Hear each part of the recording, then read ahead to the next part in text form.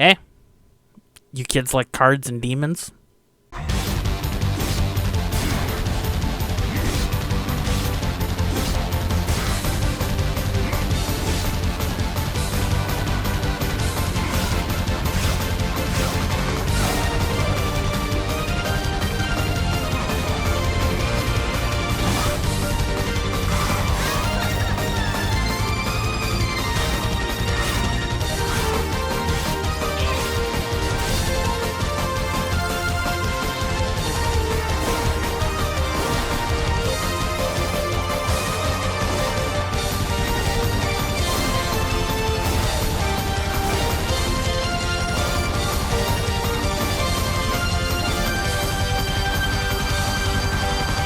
It feels like it's been a few weeks, but I've been in a roguelike mood lately.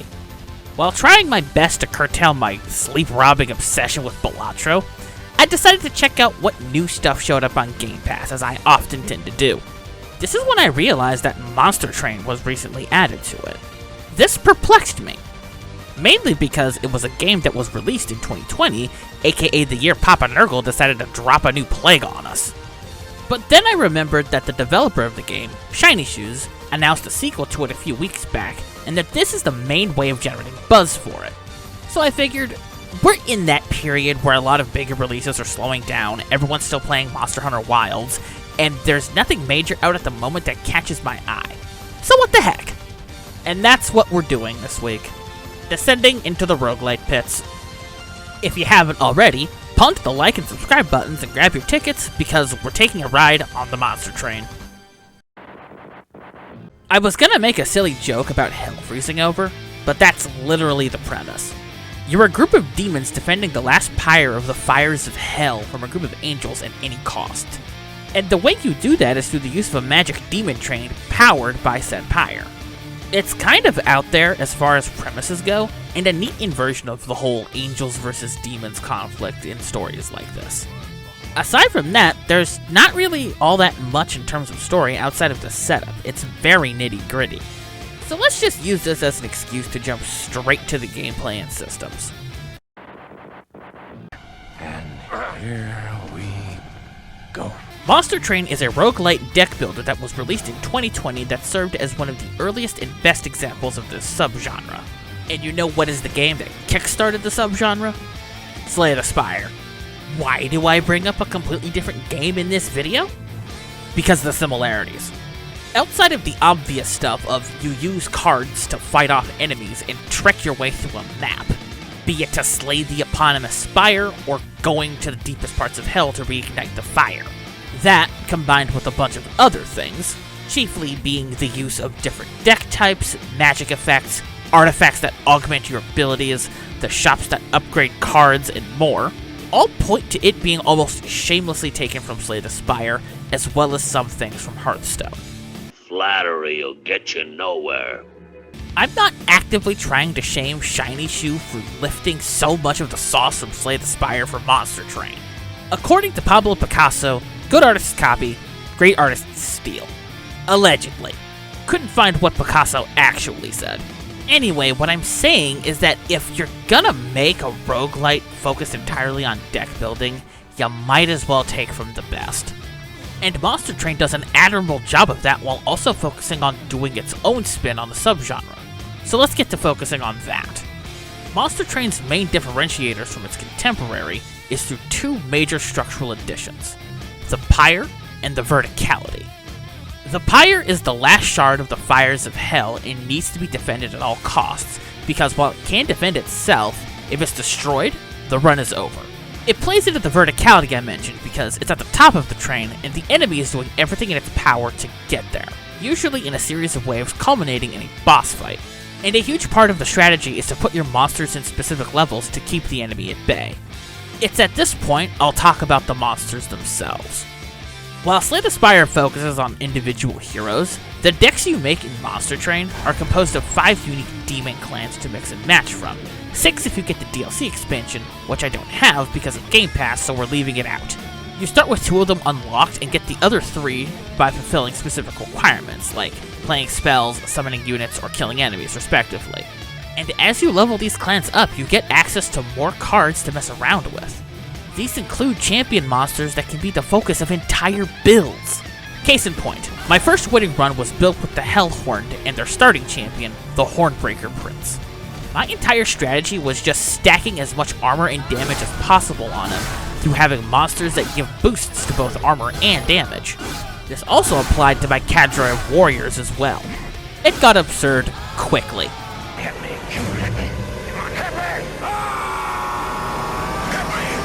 Another was the exiled champion, the Shardtail Queen, who just focuses on flooding the train with as many imps as demonically possible through either supportive abilities or damaging effects. These two, and the Hellhorn in general, are geared towards maximum aggression at all times. Head empty, no thoughts, big number go up, smack enemy in face with big number. And it was so successful it got me my first win. It was so good. There's also the Defensive Awoken, which is a sapient plant life that focuses on powerful burst healing and healing over time, making them a great secondary clan.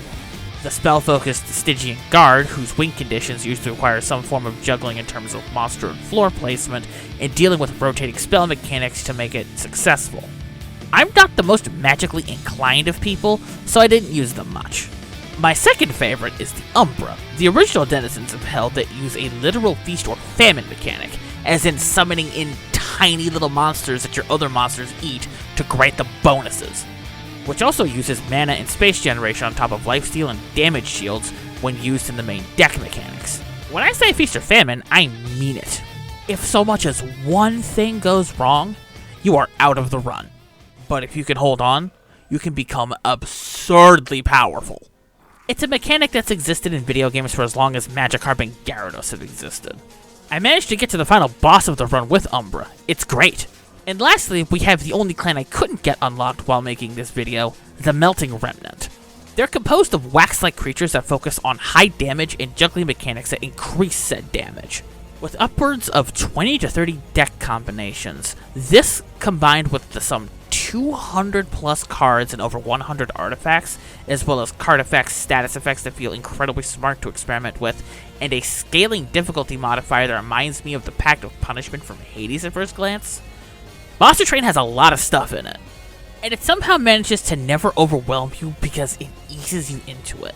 The clan system is a brilliant way of letting the player experiment with all of the cards because while you only start off with Hellhorned and Awoken, you gradually gain new clans and cards to mess around with. You get to see what does work and doesn't work for you, come up with new strategies, try them, watch them blow up in your face, go back to the drawing board to come up with something else, etc., etc. This is the rare deck building roguelite not named Balatro that doesn't make me feel like a putz. I know I keep bringing up Balatro, but it's like a siren's call at times. I'm sorry, I got distracted. And I bring up putz specifically because I'm usually kind of bad at these sorts of games. I've tried and died in Slay the Spire so many times that I just end up bouncing off of it. And I thought it would be the same here, but no. Monster Train has its hooks in me, because I'm playing it when not taking notes or even gathering footage, and since I haven't done that with the game in the last few years, that feels weird, but also good. Monster Train also has a lot of small things in and out of runs you can do to make it more of a challenge if you think the game is too easy. Like turning on optional modifiers that make enemies more powerful for a decently sized reward for gold or new cards, or mutators that can flip the loop on its head. And the Covenant system, that Pact of Punishment-like system I mentioned earlier. It's 25 levels of escalating pain. If you don't bring your A game, you're gonna get got. Ask me how I know. But that's enough yapping about the very good mechanics. Let's talk about the structure of a run real quick.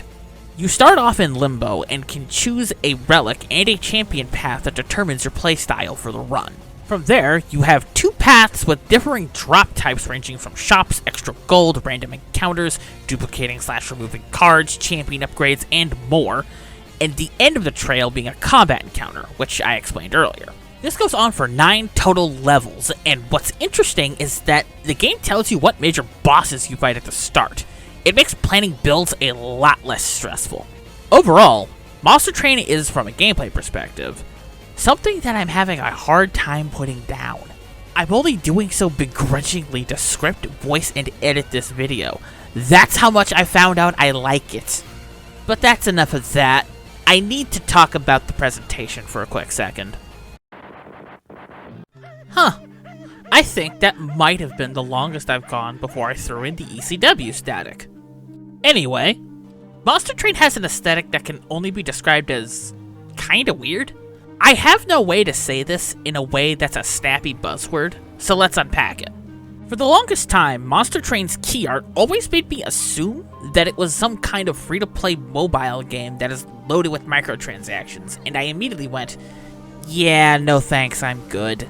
The thing that made me change my mind was when I loaded up the game after installing it and going, this is kind of cribbing a lot from both Slay the Spire for the general aesthetic and Hearthstone with the way the card frames themselves look, but it's not too bad. And while I admit that this is incredibly reductive, that's how I felt. But when I started looking at more of the way the monsters, angels, and demons looked, I could not help but be kind of charmed by them.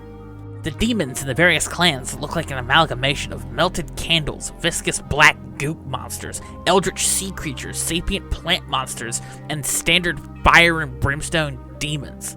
And none of them clash with each other.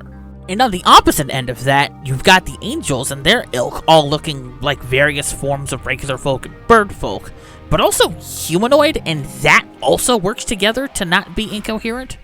The one exception being the final boss, Seraph, who, with all of his dark colors and sharp edges, looks downright demonic at times. It's kinda funny. There's also the music. While it's nothing to write home about, it weirdly reminds me of the work of the GOAT, Yoko Shimomura, for some reason. And then for some reason, the final boss music from Mario and Luigi Dream Team went off in my head during my first fight with Seraph, and it weirdly fit. So it gets points there. Monster Train was a wonderful surprise. From its smart systems and clever unlocks, to its willingness to punish the player and wear its influences on its sleeves, it's never a dull moment. It's got the coveted Mojo Recommends Award in the category of making me temporarily not think about Balatro, which is a feat in and of itself these days. If you have a Game Pass subscription, give it a shot. You won't be disappointed.